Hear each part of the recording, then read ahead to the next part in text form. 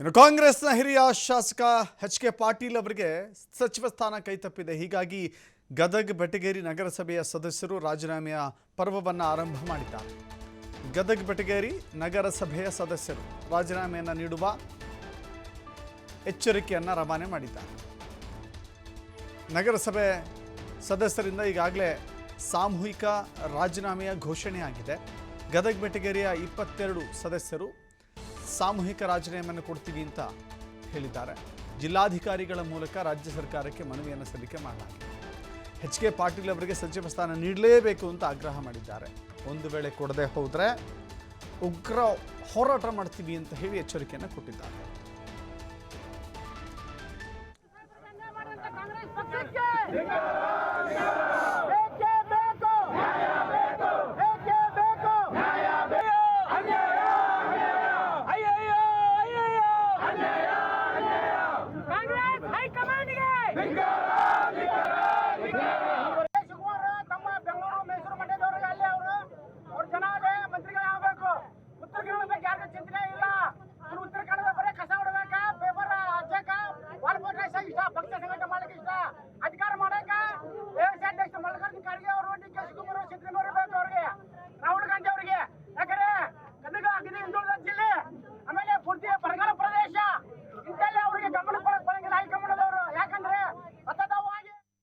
ಉತ್ತರ ಕರ್ನಾಟಕದ ಪ್ರಭಾವಿ ನಾಯಕರಂತ ಸನ್ಮಾನ್ಯ ಎಚ್.ಕೆ. ಪಾಟೀಲ್ ಸಾಹೇಬರಿಗೆ ಸಚಿವ ಸಂಪುಟದಲ್ಲಿ ಕೈ ಬಿಟ್ಟಿದ್ದನ್ನು ಖಂಡಿಸಿ ನಾವು ನಗರಸಭಾ ಸದಸ್ಯರು ಸಾಮೂಹಿಕವಾಗಿ ನಮ್ಮ ಸದಸ್ಯ ಸ್ಥಾನಕ್ಕೆ ರಾಜೀನಾಮೆ ಕೊಡೋಕೆ ಕುಂತೀವಿ.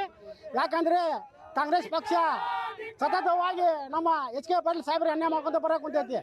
ಉದಾಹರಣೆಗೆ ಮಲ್ಲಿಕಾರ್ಜುನ ಖರ್ಗೆ ಅವರಿಗೆ ತಮ್ಮ ಮಗ ಮಂತ್ರಿ ಆಗಬೇಕು, ಸಿದ್ದರಾಮಯ್ಯನವರು ಮಗ ಮಂತ್ರಿ ಆಗಬೇಕು, ಡಿ.ಕೆ. ಶಿವಕುಮಾರ್ ಅವರು ತಮ್ಮ ಬೆಂಗಳೂರು ಭಾಗದಾಗ, ಮೈಸೂರು ಭಾಗದಾಗ, ಮಂಡ್ಯ ಭಾಗದ ಮಂತ್ರಿಗಳಾಗಬೇಕು.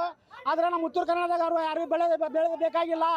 ಯಾಕಂದರೆ ನಮ್ಮ ಉತ್ತರ ಕರ್ನಾಟಕ ಪೂರ್ತಿ ಬರಗಾಲ ಪ್ರದೇಶ.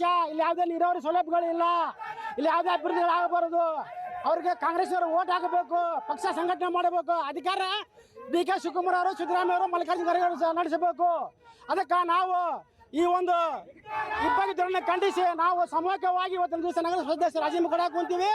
ಏನು ನಮ್ಮ ಕಾಂಗ್ರೆಸ್ ಪಕ್ಷದ ಹೈಕಮಾಂಡ್ ಅವರು ನಿರ್ಣಯ ತೊಗೊಂಡಾರ, ನಮಗೆ ಭಾಳ ನೋವಾಗೈತಿ.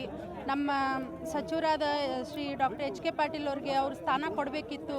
ಅವರಲ್ಲಿ ಏನು ಕೊರತೆ ಇದೆ ಅಂತಂದು ನಾವು ಅವ್ರಿಗೆ ಕೇಳ್ತೀವಿ. ಹೋಗಿ ನಾವು ಈ ಉಗ್ರ ಹೋರಾಟ ಇಲ್ಲಿ ಮಾಡ್ತೀವಿ, ನಮಗೆ ನ್ಯಾಯ ಸಿಗ್ಲಿಕ್ಕಂದ್ರೆ ನಾವು ಸೀದಾ ಬೆಂಗಳೂರಿಗೆ ಹೋಗಿ KPCC ಅಧ್ಯಕ್ಷರಿಗೆ ಹೋಗಿ ನಾವು ಮಾತಾಡ್ತೀವಿ. ನಮ್ಮ ಸಾಹೇಬರಲ್ಲಿ ಏನು ಕೊರತೆ ಇದೆ ಅಂತಂದು ಅವ್ರ ಹೆಸರು ನೀವು ತಗೋಲಿಲ್ಲ.